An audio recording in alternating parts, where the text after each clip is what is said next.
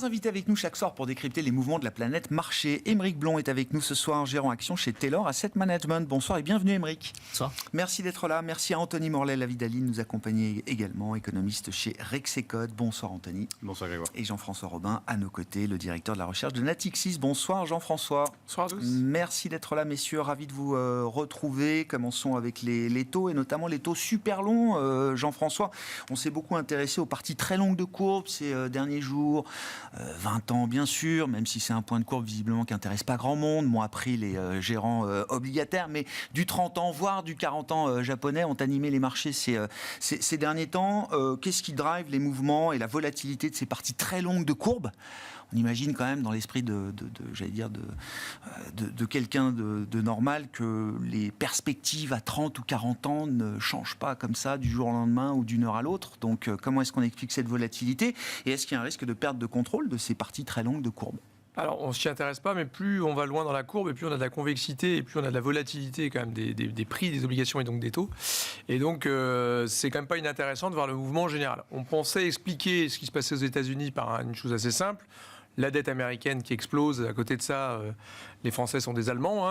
Le déficit américain, on voit bien, il est à 7%, pas loin cette année. Il sera encore à 7% l'année prochaine, peut-être 9% dans 2 ans, etc. La dette américaine, c'est 1000 milliards de plus tous les 3 mois. On va avoir peut-être 200% de dette sur PIB américaine d'ici 2050. Donc, on est sur un truc assez délirant. Et on explique assez bien, de ce point de vue-là, le fait que les grands investisseurs non américains sur la dette américaine, je pense aux Chinois, je pense aux Japonais, je pense aux Européens, c'était un peu mis en retrait. En plus de ça, vous avez une administration américaine qui vous laissait entendre qu'ils avaient envie d'affaiblir le dollar. Vous n'avez pas tellement envie d'acheter les actifs quand la monnaie dans laquelle ils sont libellés va se déprécier. Ok, maintenant ce qu'on voit sur le Japon, c'est un petit peu au-delà de ce phénomène, au moment même où justement les Japonais ont plutôt tendance à rapatrier leurs fonds des États-Unis vers le Japon. Donc qu'est-ce qui se passe ? Il se passe aujourd'hui un phénomène qui je pense est plus macroéconomique que ça. C'est un rééquilibrage mondial entre l'épargne et l'investissement. Il y a une compétition pour attirer l'épargne mondiale, ou en tout cas rapatrier sa propre épargne domestique. C'est tout l'objet d'ailleurs du rapport Draghi. Européens, arrêtez d'investir aux États-Unis, investissez chez nous. Il faut qu'il y ait des marchés de capitaux européens pour ça, etc. etc.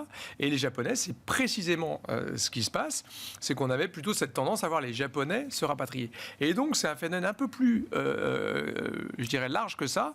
C'est qu'aujourd'hui, il y a quand même des inquiétudes sur les soutenabilités des dettes. Pas du tout soutenabilité au sens boule de neige et incapacité à rembourser.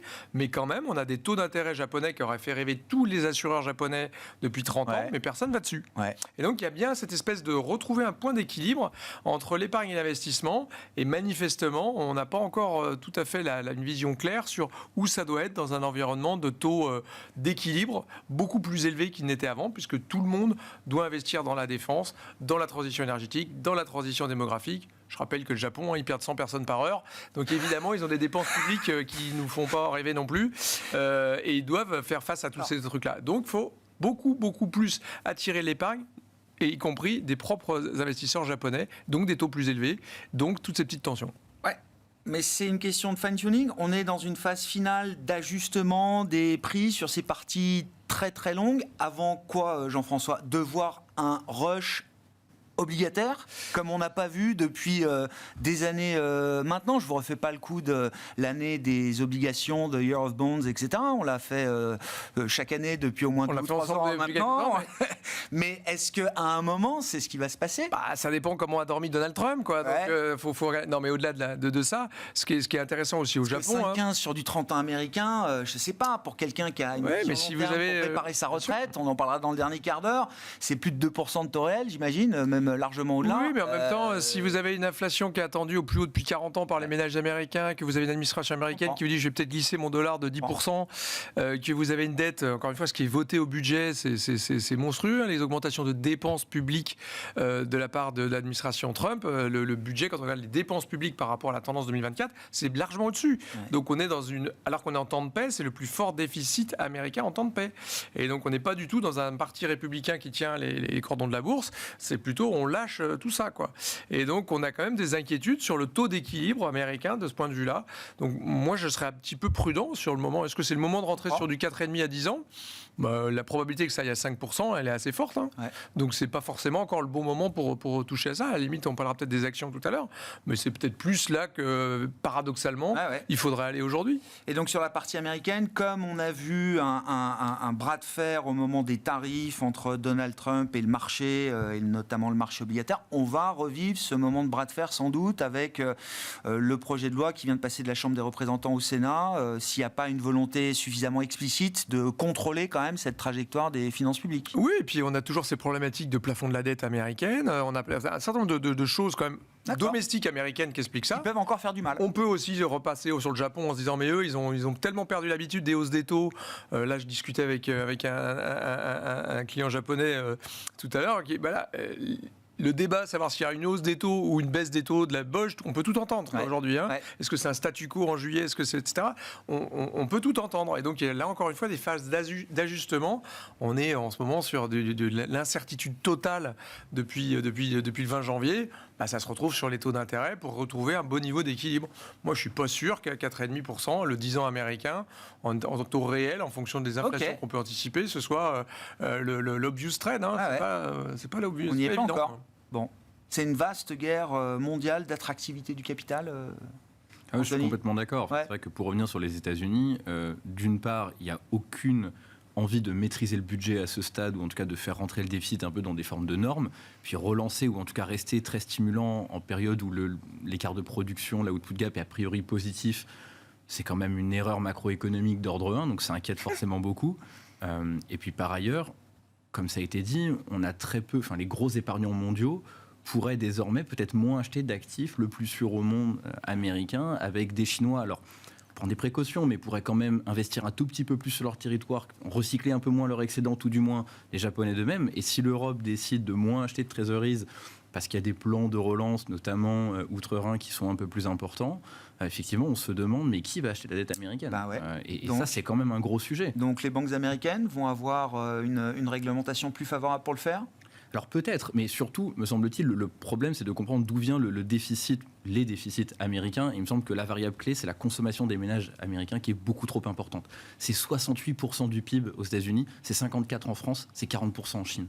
Donc il y a une surconsommation aux États-Unis qui est manifeste. Et pour que les républicains parviennent à expliquer à leur électorat qu'ils consomment trop, c'est inaudible. Donc on a un vrai problème, c'est que résorber les déficits, c'est expliquer l'impensable.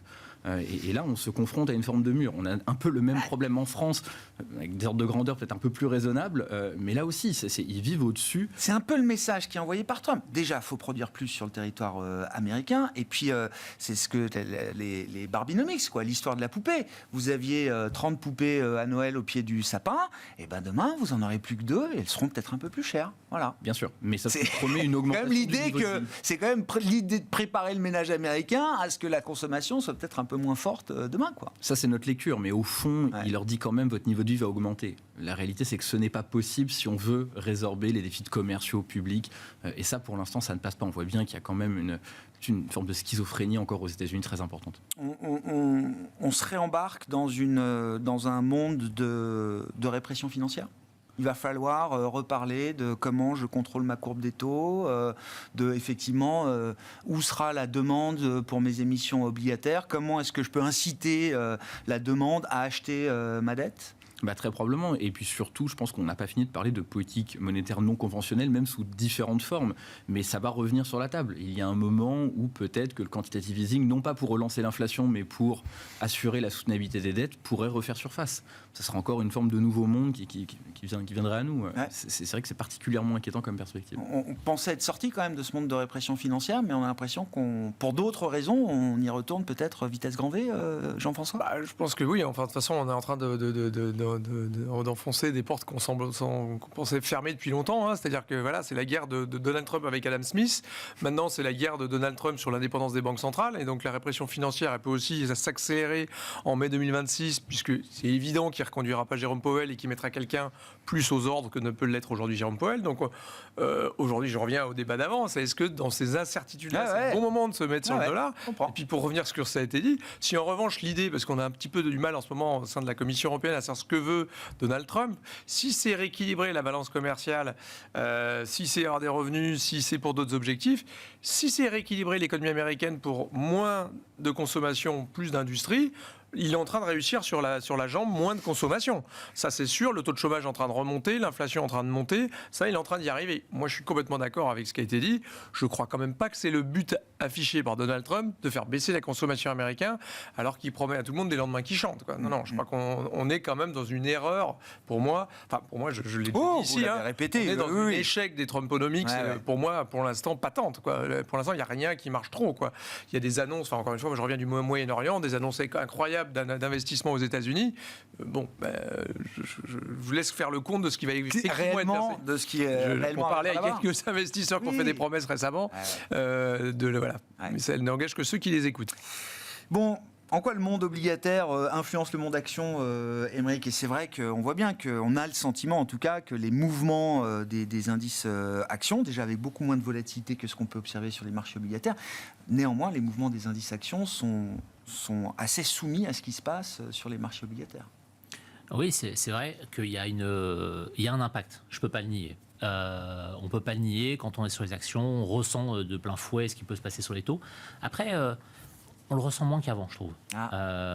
Avant, quand on parlait hausse des taux, on pensait tout de suite les actions, ça va mal se passer. Aujourd'hui, c'est plus vraiment une réalité, c'est plus vraiment un poncif de bourse qu'on avait l'habitude d'entendre. Mais je pense que c'est lié à la transformation du marché aujourd'hui. Le marché a complètement changé. Quand j'ai commencé, moi, il y a plus de 20 ans, les marchés, il y avait beaucoup de gestion active, beaucoup d'actes de gestion réfléchis, appuyés, corroborés, etc. Aujourd'hui, maintenant, c'est beaucoup plus de l'allocation tactique. Il y a beaucoup de flux passifs qui sont arrivés sur le marché. Plus de 70% des flux actuellement sur le marché, c'est des flux passifs. Et ça a complètement dénaturé la perception et la manière de voir le marché et de comment le marché bouge aujourd'hui. La structure de marché a changé profondément. Complètement. Et du coup, on le voit dans les allocations tactiques des gérants, dans la composition des indices, la concentration des flux, le momentum. Toutes ces notions-là, aujourd'hui, maintenant, sont vraiment au cœur de l'investissement. Et je veux dire, là encore, je reviens à quand on a commencé. Moi, c'était il y a 5 ans. Non, mais les grosses séances de bourse, c'était du 1% par jour. Et là, c'était la grosse séance. Là, aujourd'hui, c'était une belle hausse, quoi. Voilà, c'était la belle hausse bien prononcée. Et puis, les séances moyennes, c'était du 0,20 et quelques. Aujourd'hui, maintenant, il n'est pas rare qu'en intraday, on ait des fluctuations 3-4%. Et pas forcément parce qu'on a de l'actualité macroéconomique. On peut avoir juste une déclaration politique qui arriverait comme un cheveu sur la soupe, un tweet ou autre joyeuseté. Dans cette nouvelle structure de marché, quelle est la place du retail et des particuliers, notamment sur le marché américain ? Là aussi, j'imagine que quand vous avez commencé, c'était souvent un indicateur contrariant de voir le retail arriver sur le marché, sur un thème, sur une tendance, sur une mode. Là, on a l'impression que c'est plutôt une classe d'investisseurs qui est parfois en avance de phase sur des investisseurs professionnels qui sont peut-être moins agiles aussi qu'un particulier. Oui, parce qu'effectivement, les investisseurs professionnels ont délégué une partie de leur savoir-faire. Moins de gestion active, plus de gestion passive. On achète des indices, des trackers, des ETF. Par contre, ce qui s'est passé, c'est que les particuliers n'ont pas tous fait ce choix-là. Et quand on le voit dans les plans de retraite américains, toujours très investis en actions. Et on voit que la composition des portefeuilles est encore beaucoup en actions. C'est pas qu'un index S&P. Je comprends. Donc c'est du single stock encore. Ouais, et c'est pour ça qu'aujourd'hui, il faut se méfier un petit peu du retail, notamment américain, parce qu'il y a un comportement un peu moutonnier, qui va suivre des vagues. Ah bah là, ils achètent tous les creux, semaine après semaine, là. Alors, ils achètent les creux, en tout cas, pas ce creux-là. Parce que ce creux qu'on a vu là, c'était beaucoup de l'allocation tactique, c'était beaucoup des flux. Par contre, effectivement, ils sont un petit peu en retard de phase, parce qu'ils lisent l'actualité. D'accord. Et on les voit un petit peu arriver en seconde ou troisième vague, quand le marché est pas loin des plus hauts ou au plus haut. D'accord. Du coup, ça peut se retourner assez vite. D'accord. Il faut se méfier un petit peu du retail. Mais ça reste potentiellement un indicateur contrariant alors. Oui, je pense. D'accord. Oui, tout à fait. Qu'est-ce qui justifie le rebond des indices là ? Je parle notamment depuis le choc de Liberation Day, la séquence du 2 au 8 avril. Les indices américains ont retracé cette baisse et sont même revenus à l'équilibre depuis le 1er janvier. Est-ce que ça s'est fait de bonne manière ? Qu'est-ce qui justifie le retour ? à ces niveaux des grands indices américains, avec une prime de risque action désormais aux États-Unis qui est revenue très faible. Oui, c'est vrai que pendant le mandat de Trump, le numéro 1, on a vu que Trump avait une forte capacité à revenir sur ses pas et sur ce qu'il disait. Avec toute la manière d'assumer qu'il peut avoir. Oui. Et tout l'aplomb qu'il peut avoir. Voilà. Il y a toujours une forme de rhétorique un peu victorieuse derrière tout ça. Mais effectivement, voilà. Donc on annonce des choses, on gagne peu sur ces choses-là, mais on érige ça en victoire absolument magnifique. C'est un petit peu ce qui va se passer, je pense, pour cette histoire de guerre commerciale. Ouais. On a fait beaucoup d'effets d'annonce, et je pense qu'on va avoir quelques grandes victoires contre des tout petits, mais des toutes petites victoires contre des grands.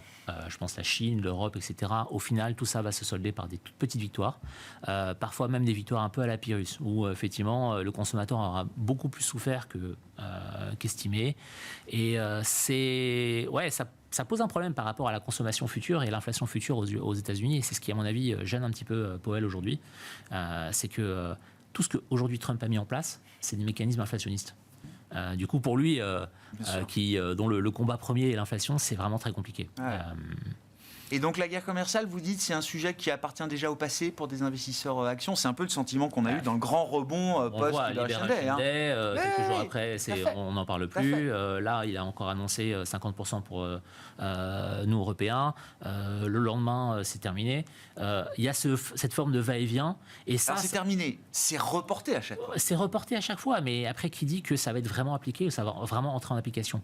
Il y a des négociations derrière les rideaux, on ne sait pas ce qui se passe, on sait juste qu'à un moment donné, on va probablement revenir à des actes un peu plus rationnels ou on va annoncer quelque chose de rationnel par rapport à cette question tarifaire. Mais aujourd'hui, ce qui se passe, c'est que pour les investisseurs, et ça c'est un énorme problème, c'est qu'il y a ce qu'on appelle le FOMO, c'est le Fear of Missing Out. Et aujourd'hui, les investisseurs, ils raisonnent beaucoup en relatif. Du coup, si effectivement ils ratent des séquences de hausse, pour eux c'est un drame. Et là, on est dans un moment comme ça, là. Oui. D'accord. Si vous aviez...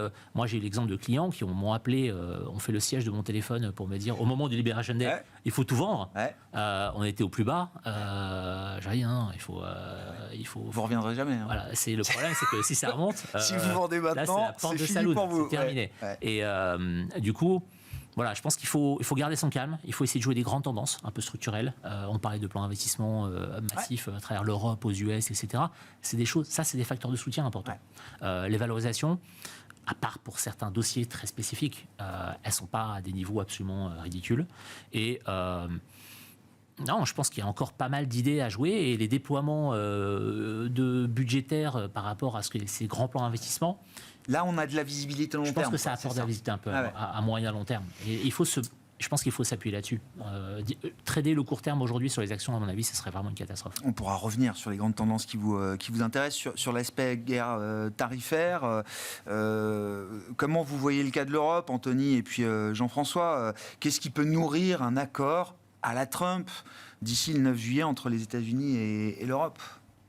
Alors, c'est vrai que dans le cas de l'Europe, me semble-t-il, ce que Donald Trump attendait, c'est d'une part peut-être des concessions côté européen, puisqu'il est vrai qu'il y a certains pays qui manifestement ont des excédents très importants.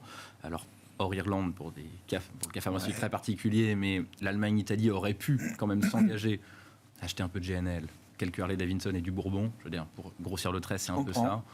Quand même, ça n'a pas été fait. Et puis probablement durcir le ton vis-à-vis de la Chine. Donald Trump s'engage dans un conflit sino-américain très important. L'Europe joue presque la carte du rapprochement chinois. Ça ne passe pas. Donc, assez légitimement, j'ai envie de dire, en tout cas, quand on se met à sa place, il n'était pas inenvisageable qu'il durcisse un petit peu le ton. Évidemment, là, il y a report. La question, c'est de savoir un peu le point d'atterrissage.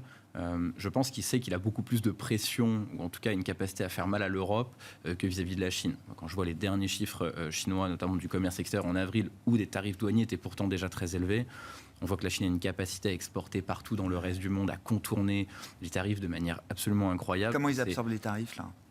Alors actuellement, on a bien vu, le commerce avec plutôt les Américains s'est effondré de plus de 20% sur un an. Le total des exportations chinoises fait plus 8, et encore, puisque les prix reculent de moins 3, en volume, on fait plutôt plus 11 sur un an, donc c'est juste monstrueux, en passant notamment toujours par le Vietnam, mais maintenant c'est pas que, c'est vraiment toute l'ASEAN, c'est tous les pays qui contribuent.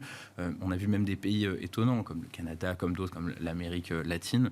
Donc la Chine a une forme de résilience très importante que n'a pas l'Europe, parce que l'Europe peut très difficilement passer par des pays tiers pour exporter aux États-Unis. Donc là, il me semble qu'on va aller beaucoup plus vite vis-à-vis de cet accord-là. Et puis, tout simplement, peut-être que ce que Donald Trump nous demande aussi, c'est les Américains surconsomment, l'Europe sous-consomme. Donc à la fin, est-ce qu'on ne peut pas passer nous-mêmes dans un équilibre un peu plus haussier, un peu plus dynamique? On a un excédent courant. Moi, je trouve que c'est toujours délicat de pointer du doigt les pays déficitaires et de ne jamais regarder les pays qui sont excédentaires en disant, est-ce que c'est pas à vous aussi, à un moment donné, de passer sur un équilibre un peu plus haut de dynamique?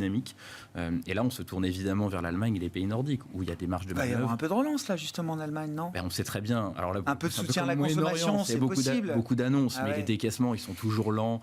Et puis même ce qui s'est passé sur le frein à l'endettement, en réalité, l'Allemagne s'évite une consolidation budgétaire, mais ne relance pas pour autant. C'est que sinon, ils étaient constitutionnellement obligés de consolider. Donc, on est encore très très loin de ce qu'il faudrait faire pour arriver à une Europe significativement plus dynamique, ou en tout cas qui revient à l'équilibre d'un point de vue de son excédent courant. Le chiffre qu'on m'a donné hier, l'ordre de grandeur, c'est que l'Europe peut compenser 20% de tarifs américains par 2% de commerce intra-européen supplémentaire, quoi.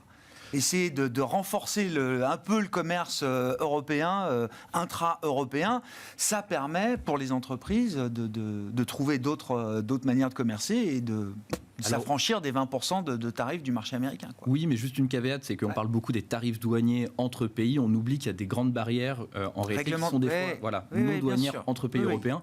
Et je peux vous dire qu'au sein de l'Europe, il y a un tas de secteurs qui n'ont pas envie que ces barrières sautent, parce que ça voudrait dire... Faisons tomber ces barrières. Et pour le coup, il y a des pays qui vont vraiment souffrir. Et la France probablement. Donc on a des intérêts à défendre qui ne sont pas complètement évidents, et donc progresser dans le commerce intra-européen n'est pas si simple que ça. Bon. Qu'est-ce qui vient nourrir un deal d'ici le 9 juillet entre Trump et... Je ne sais pas, en tout cas je reviens un peu sur ce qui s'est dit, mais aujourd'hui je pense que le marché, je parlais avec des investisseurs américains, et de plus en plus on parle de Trump comme taco. C'est Trump, always chicken out. À la fin, Trump, il baisse toujours sa culotte, quoi. Et donc tout le monde se dit, ce truc de 50% sur l'Europe, c'est intenable, et finalement on va arriver à un accord où on sera tous contents si on a 10%. Mais je trouve que le marché est quand même très complaisant à l'égard de ça, parce que même si on avait 10% sur l'Europe, ce serait 5 fois plus que ce qu'on avait avant. Et il ne faut pas oublier que les États-Unis exportent 2 fois plus en Europe qu'ils exportent en Chine, hein. Donc l'Europe, c'est 37% du commerce mondial. Donc moi, je suis assez plus mitigé sur l'idée que l'Europe est en situation de faiblesse par rapport à la Chine. L'Europe dépend moins de ses exportations aux États-Unis que la Chine à l'égard des États-Unis. Même si la Chine s'est largement découplée, et elle, quand vous allez en Chine aujourd'hui, ils ont l'impression d'avoir gagné la première manche, mais quand même, la Chine qui était... Alors oui, ils se sont découplés des États-Unis, hein, mais les exportations chinoises pour les États-Unis, la part des États-Unis dans les exportations chinoises, c'est 13%. La part des exportations américaines dans les exportations européennes, c'est 8%. C'est 6% pour l'Europe, c'est pour la France, c'est même pas 1,6% de notre PIB. Donc, quelque part, vous avez quand même 92% de notre commerce, c'est pas les États-Unis. Et donc, quand vous, en plus, vous mettez bout à bout les exportations et les importations de biens et de services, on est à peu près à l'étal avec les Américains. Donc, si jamais ils nous taxent les biens, on peut aussi taxer leurs services. On peut se monter une guerre commerciale. On va taxer les GAFAM. Moi, je crois pas du tout. On va taxer Netflix. Mais moi, on va dire au foyer français, votre abonnement Netflix va supporter une taxe supplémentaire. Aujourd'hui, Apple, c'est 25% de ses ventes, l'Europe. Trump lui-même est en train de reparler de 25% de taxes sur Apple. Là, c'est un choc de demande pour nous, quoi. On se crée, on s'auto-inflige un choc de demande. Oui, mais on s'auto-inflige, oui, bien sûr, mais je ne crois pas forcément, encore une fois, qu'il faut voir l'Europe comme la victime expiatoire de ce truc-là, mais je trouve de toute façon quand même qu'à la fin de cette séquence, on aura un équilibre très sous-optimal par rapport à ce que c'était avant. Ce sera un énorme choc sur l'économie mondiale, et le premier victime de ça, ce sera les États-Unis. Encore une fois. Où est-ce que c'est pas bien intégré dans le marché, alors ? Mais moi, je trouve qu'aujourd'hui, on a beaucoup de complaisance sur ce taco moment, se dire, tout va bien se passer, il va tourner sa veste, il va plier comme à chaque fois. À la fin, s'il plie et qu'on a 10%, mais moi je vous donne mon scénario, 10% c'est ce qu'ont obtenu les Anglais. L'avantage d'avoir accès à la messagerie sécurisée des États-Unis, c'est qu'on sait qu'ils détestent l'Europe. J. Evans, Lutnick, Navarro et Trump l'a dit. L'Europe a été créée pour entuber les États-Unis et ils sont bien pires que les Chinois.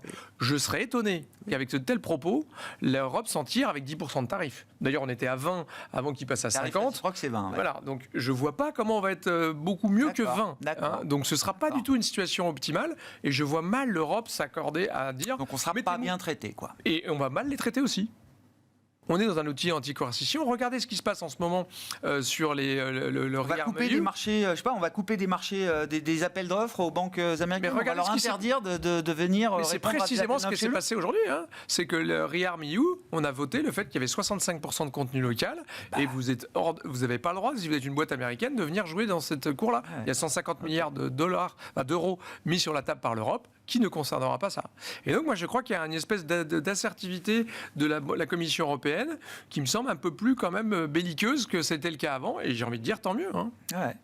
Comment est-ce que la charge des tarifs va se répartir selon vous depuis l'univers action notamment, Aymeric, entre les entreprises, donc entre les ménages et puis c'est tout. Il y a à la fois les entreprises qui exportent vers le marché américain, voilà. Il y a celles qui importent depuis le marché américain, et puis à la fin, il y a effectivement toute la chaîne et le consommateur final. Il y a plusieurs cas de figure, mais effectivement, pour les sociétés qui importent directement des États-Unis et qui après vendent à des consommateurs européens, on va avoir probablement un partage de ces augmentations. Hein. Alors après, je ne sais pas dans quelle mesure les sociétés peuvent absorber ça sur leur marge. C'est quand même des impacts assez importants. Alors là, on parle de celles qui vendent où ? Aux États-Unis ? Alors parlons. Ok. Alors là où il y a les péages, quoi. En fait. Voilà, c'est ça. Qui va payer les tarifs ? Parlons par exemple de Walmart qui importerait donc la marchandise chinoise et autre chose. Effectivement, d'ailleurs, Walmart a annoncé qu'ils allaient absorber une partie, mais qu'il y aurait une limite à ce jeu-là. D'autant plus qu'effectivement, dans la consommation de base, on a souvent des marges un petit peu faibles. Du coup, le reste va être le report à payer va être pour effectivement le consommateur. Et ça va abîmer, d'accord. Et je pense que ça va abîmer les volumes de vente et la capacité à consommer en masse. On parlait de 2 poupées contre 6. On est dans ce scénario-là. Voilà, c'est effectivement le genre de problème qu'on pourra avoir, c'est apprendre à consommer différemment. On va peut-être revenir, je sais pas, peut-être moins de consommation, mais mieux, je sais pas. Peut-être que ça va lancer ce type de mouvement de consommation. Mais en tout cas, ça aura un impact réel sur la consommation des ménages, ça c'est sûr. Et des arbitrages peut-être à faire. Et du point de vue des entreprises, je sais pas, une entreprise comme Walmart, dont les marges doivent être au plus haut. Alors les marges sont peut-être faibles dans ce secteur, mais elles doivent être quand même sur des standards historiquement... élevé, ça se paye 38 fois les bénéfices, Walmart. Post-Covid, on a eu, et post-effectivement, inflation des différents intrants, énergétiques, matières premières, etc., fret et tout. On a eu effectivement des séquences d'ajustement des prix, donc où les sociétés ont exercé un peu leur pricing power. Certaines en ont usé, d'autres en ont abusé. Et c'est vrai que pendant le mécanisme de déflation, on n'a pas vu beaucoup d'entreprises dire je baisse mes prix. Et donc là, ça laisse peut-être une petite marge de manœuvre pour les sociétés, mais à mon avis une marge de manœuvre qui sera quand même assez réduite. Donc, il faudra voir où le juge de paix, ça va être les prochaines publications. Alors là, on a eu une saison de publication qui était plutôt bonne. Encore, bien sûr. C'était donc, bien sûr. Et avec des sociétés qui guidaient, qui donnaient des perspectives plutôt favorables. Hein, donc, pour celles qui donnaient des perspectives. Voilà, alors certaines ont cessé de s'engager là-dessus, c'est vrai. Mais la plupart du temps, on a quand même eu des indices sur ce qui allait se passer qui étaient plutôt positifs. Et donc on n'a pas tant révisé à la baisse que ça, les bénéfices à venir ? Pas encore. Pas encore, parce que ça va venir ? Peut-être. À mon avis, ça va être ça. C'est que là, aujourd'hui, on a peu de matière sur laquelle s'appuyer. Donc on va voir comment les prochains trimestres vont se matérialiser en termes de publication. C'est vrai que j'appréhende un petit peu le T2 pour le juillet-août. Mais oui, il va falloir être attentif et très sélectif dans le choix des dossiers dans lesquels on va aller. Comment on investit justement dans l'univers action aujourd'hui ? Alors, je ne sais pas à quel type de marché vous avez accès. L'Europe, bien sûr, le marché américain également, forcément. Aymeric, quand c'est votre métier d'être investi sur les actions, de quelle manière est-ce qu'on a envie d'être investi aujourd'hui, justement ? Donc, j'ai évoqué la sélection. Je pense qu'il va falloir vraiment sélectionner les sociétés qui font du chiffre d'affaires en local, que ce soit en local aux États-Unis, parce qu'elles auraient leur site de production aux États-Unis. Donc plus domestique. Pas, voilà. Celles qui n'auraient pas à supporter des changements en fait de frontaliers. Je pense à certains composants dans les voitures par exemple, où les composants passent une dizaine de fois la frontière, avec les surtaxes que ça fait. Des entreprises qui n'ont pas de produits qui traversent les frontières. Quoi. Voilà. Donc, vous faites du ciment, par exemple, ça voyage à peine 200 km. Ouais. Donc, c'est ce genre de typologie de produits ou d'acteurs industriels qui auraient des sites de production en local, que ce soit aux US ou en Europe. Ces gens-là ne souffriraient pas. Donc, à mon avis, ceux-là, c'est les meilleurs choix en termes d'allocation. Le facteur domestique, déjà, c'est bien. Ouais, ça, c'est un bon facteur de soutien en termes à mon avis, de maintien des marges. Autre facteur, ces plans d'investissement que j'évoquais. Ouais. Je pense que ça va être une variable assez importante. On a beaucoup de plans d'investissement en Europe. Rien que sur la partie transition énergétique, il y a 5 000 milliards d'euros qui vont être déployés à court moyen terme. Aux US, on a un petit peu moins, mais on va avoir des plans aussi d'investissement assez... la politique trumpienne, c'est ça, c'est des réductions d'impôts, c'est des plans d'investissement, notamment infrastructures, etc.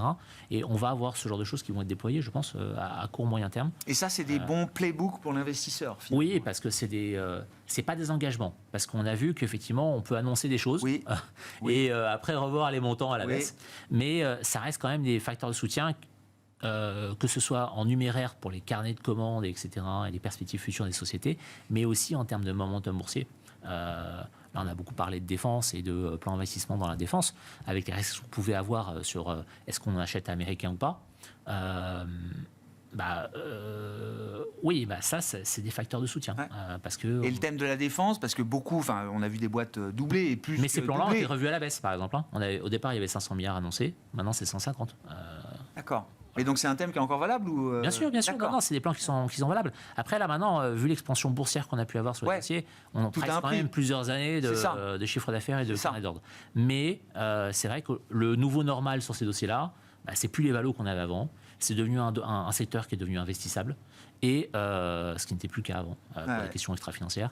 Et aujourd'hui, effectivement, quand on aura la paix qui sera signée en Ukraine ou ce genre de choses, on aura un choc de marché initial et je pense que ce sera un bon moyen de peut-être revenir sur ces dossiers-là.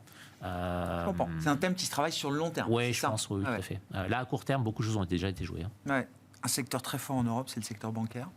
Qu'est-ce que vous en dites à ce stade? Ça fait 4-5 ans que c'est un secteur qui surperforme en Europe. On a vraiment le sentiment qu'on est parti, alors déjà bien parti depuis plusieurs années, dans un super cycle, un momentum... un super momentum pour ce secteur bancaire dont on ne parlait plus vraiment ces dernières années. Non, c'est le précédent. C'est vrai que c'était des animaux un petit peu à part, si je peux m'exprimer ainsi, qui ont appris à vivre dans un environnement de taux bas, voire négatif. Et ça, c'est quand même quelque chose qui est assez fort pour... Donc une adversité énorme pour ces animaux, en l'occurrence. Une adversité forte, avec peut-être des volumes d'affaires un peu en retrait, des contraintes de masse salariale, de nombre d'agences extrêmement importants, de restructuration, des sujets de restructuration, une fragmentation aussi du marché qui était très forte. Tout ça est en voie de normalisation. Il y a eu des restructurations très importantes qui ont été faites, avec beaucoup de fermetures d'agences, de licenciements, etc. De travail sur la partie logiciel de gestion, les ERP, sur la partie digitalisation des paiements, sur la partie digitalisation bancaire. Toutes les banques ont maintenant des banques digitales. Donc maintenant, ces dossiers-là sont devenus rentables. Dans un climat adverse de taux, mais sont devenus extrêmement rentables dans un climat où les taux sont à 2. Et la pente est positive. Voilà, bien sûr. La pente est positive. Et on parlait des taux courts ou des taux... Voilà, on a les taux courts, on a les taux longs, on a les taux super longs. Tout ça sont des mécanismes un petit peu porteurs pour ces dossiers-là. Et quand on parle baisse de taux, notamment en Europe, c'est pas forcément une mauvaise chose pour ces banques-là, parce que le volume d'affaires va augmenter. Donc quelque part, ça peut compenser en termes de bénéfices. Bon, à propos de baisse de taux, oui, ça continue. Donc la semaine prochaine, pour la Banque Centrale Européenne, ça peut continuer encore un peu au-deldelà même de la prochaine réunion. Oui, je crois qu'aujourd'hui, quand on regarde un petit peu les prévisions qu'avait faites la BCE et qu'elle devait être amenée à faire aujourd'hui, l'euro est 8% en hausse, les matières premières sont largement en baisse, donc ils vont devoir réviser assez drastiquement à la baisse leurs prévisions d'inflation. On va être largement sous les 2% à horizon 2026-2027, donc c'est l'horizon de la politique monétaire. Ils n'ont aucune raison de rester restrictifs ils doivent passer en mode accommodant. Et donc, il faut aller en territoire d'accommodation. Oui, je pense dans un moment, on le disait tout à l'heure, hein, pour l'instant, on attend un peu le rebond allemand 2026, mais pour l'instant, ce qu'on a, c'est plutôt un effet récessif des tarifs. Et on voit en plus que la Banque Centrale Européenne a l'air de réagir aux annonces en disant va falloir peut-être qu'on compense ça un petit peu. Hein. On a des conditions monétaires qui se tendent, puisque je le disais, l'euro est plus fort et les taux d'intérêt suivent quand même un peu les États-Unis à la hausse quand ils montent. Donc on a des conditions qui se retendent, alors que l'économie ralentit. Donc l'output gap est pas bien. Donc il faut plutôt compenser ça par des baisses. Donc c'est évident qu'il baisse de 25. Il y a même une petite probabilité qu'il fasse 50. Je pense qu'elle est très très très très faible. Hein. Mais en tout cas, la question, elle n'est pas est-ce qu'ils font rien. Il y a plus de probabilité qu'ils fassent 50 que rien. Bref, ils font 25, c'est sûr, la semaine prochaine. Et pour nous, ils descendent jusqu'à 1,5. Ils vont continuer probablement en juillet. Mais si c'est pas juillet, ce sera septembre et décembre. Mais on sera sans doute à 1,5 à la fin de l'année. Et ça, vous le disiez tout à l'heure, c'est bon pour l'immobilier. Ça va compenser un peu le choc des tarifs. Et si je peux faire une petite remarque par rapport à ce qui était dit tout à l'heure, c'est aussi de se dire que pour l'instant, les tarifs, on les a pas. Hein, pour l'instant, ils sont pas dans. Donc, ce qui se passe aujourd'hui dans les résultats des entreprises qu'on va commencer à avoir, c'est hors effet tarif. C'est ce qu'on évoquait tout à l'heure avec les exportations de la Chine. Mais les exportations de l'Europe aux États-Unis au premier trimestre, plus 36%. Bien sûr. Donc aujourd'hui, on est dans une front-loading. Donc les résultats des boîtes du T1, ils vont continuer à être bons. C'est plutôt au T3. Les hausses de prix, ça arrive à la fin du mois de mai. Là, ça va commencer juste à partir de juillet, août, à mon avis. Donc c'est plutôt le T3 qui va prendre en pleine face ces effets récessifs et inflationnistes. Il y a une forme d'inertie qui a peut-être même augmenté avec ces suspensions de tarifs, ces trêves, ces reports, etc. Donc c'est peut-être pas le T2 qui sera le plus affecté, mais c'est peut-être encore le trimestre suivant. Exactement. Et quand vous voyez le S&P, où on attend des résultats en hausse de 9%, alors qu'on va faire 1% de croissance aux États-Unis, ça me semble toujours assez optimiste, alors qu'on va moins vendre. On l'a dit tout à l'heure, c'est près de 70% du PIB la conso. Il y aura plus d'inflation, donc moins de conso et moins de croissance. Donc les résultats attendus des entreprises, peut-être pas dès cette séquence-là. La prochaine, ça va être quand même un petit peu impactant. Hein. Et puis pour aller dans le sens de Jean-François, qui va payer la facture? C'est un peu ce qu'on se posait comme question tout à l'heure. Il y a une étude hyper intéressante de la Fed de Saint-Louis qui montrait que les profits des entreprises américaines dans le revenu national entre 2019 et 2024 est passé de 14 à 16%, donc 2 points, ce qui est quand même considérable. Et les deux secteurs qui expliquent le plus cette progression, c'est le commerce de détail et le commerce de gros. Donc c'est vrai qu'ils ont une petite marge. Attention, ça reste des niveaux de profitabilité en moyenne plus bas que le reste de l'économie. Mais ils ont eu, pendant ces années Covid, quand même un peu de coussin qui peut leur permettre d'absorber un peu. Quelques surprofits quand même. Exactement. Donc ça peut servir de coussin à court terme. Mais à la fin, c'est le consommateur américain. Enfin, là, pour le coup, toutes les études sont assez univoques. Hein, honnêtement, c'est le consommateur américain qui finit par payer plus cher. Enfin, c'est un transfert des ménages américains vers l'État. Un petit mot de la France, il nous reste 2 minutes. Anthony, comme vous suivez de près chez Rexecode la dynamique, la conjoncture française. Alors, je sais qu'on parle beaucoup de la France. J'ai pas de problème avec ça.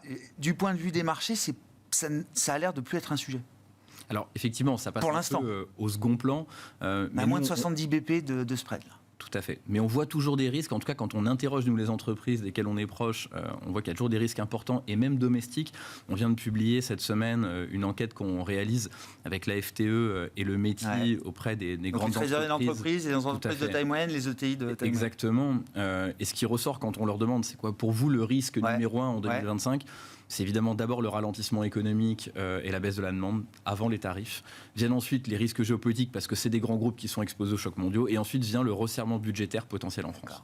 Donc on conserve encore la politique domestique continue d'inquiéter. Et on l'avait encore plus vu quand on avait interrogé les PME-TPE avec BPI France, qui est une autre enquête que l'on mène, où là pour le coup chez les PME-TPE, le sujet numéro 1, c'est la politique qui va être menée au cours des prochains mois en France. Et on le voit bien, on a un Premier ministre qui nous dit avant la mi-juillet, il y aura un plan de consolidation budgétaire qui a priori devrait être d'ampleur. Encore faut-il voir ce qu'il contient. Mais on voit bien, on est quand même un peu dos au mur. Point de vue budgétaire, il va falloir faire quelque chose. On a dit que l'inflation était extrêmement basse en plus en France, qui est plutôt négatif d'un point de vue du redressement du déficit public. Donc c'est à la fin, et je pense qu'on n'évitera pas le sujet des dépenses. La question, c'est comment on se répartit la coupe. Et du point de vue des entreprises, ces facteurs spécifiques, idiosyncratiques, c'est quoi? C'est moins de capex, c'est moins d'embauche demain, c'est Tout à fait. Quand on les interroge toujours aussi sur les projets d'embauche et projets d'investissement, ils sont encore la moitié à nous parler soit d'attente, soit d'annulation. Donc ça, c'est toujours un facteur quand même très pénalisant. Et puis elles ont très très peur d'être les premières touchées de l'ajustement budgétaire. On a vu que le budget 2024, quand on n'arrive pas à le boucler, à la fin ça se termine par des prélèvements exceptionnels sur les boîtes. Je pense que c'est un petit peu ça qui est craint aujourd'hui. Bon, il y a une situation spécifique de la France dans le concert des... Oui, alors moi qui viens de pas mal bouger à l'international, oui. C'est pas de ça dont on vous parle. Hein. On est d'accord. C'est vraiment une situation qui s'est très apaisée par rapport à ce qui était en juin, juillet, août. Bien. Etc. Donc oui, on a une espèce de normalisation par le bas, puisque c'est plutôt les Allemands qui deviennent français, et donc on voit qu'il n'y a plus trop de stress sur le spread français, puisque les Allemands vont émettre 80, 100 milliards de plus l'année prochaine. Donc oui, ça va quand même peser un peu sur le spread allemand, et donc paradoxalement aider un petit peu la France. En même temps, je trouve que le risque idiosyncratique France, alors ça a été vu par les agences de rating d'ailleurs, hein, mais c'est que finalement le risque idiosyncratique France, il a plutôt diminué. Il y a beaucoup moins de chances aujourd'hui ou de risques d'avoir une élection anticipée que ça l'était le cas il y a quelques mois. On voit bien que finalement on a passé un budget, que les économies, on en parlait juste tout à l'heure en antenne, c'est pas si compliqué que ça de trouver 20, 30, 40 milliards. Voilà, juste le truc, c'est qu'il faut effectivement avoir un minimum de responsabilité au niveau des politiques qui vont les voter, mais bon, c'est ça le plus grand défi. Voilà, okay. Je crois qu'on reste dans un truc très franco-français quand même. Merci beaucoup, messieurs. Merci d'avoir été les invités de Planète Marché ce soir. Aymeric Blond, Taylor Asset Management, Anthony Morlet-Lavidali, Rexecode et Jean-François Robin, Natixis.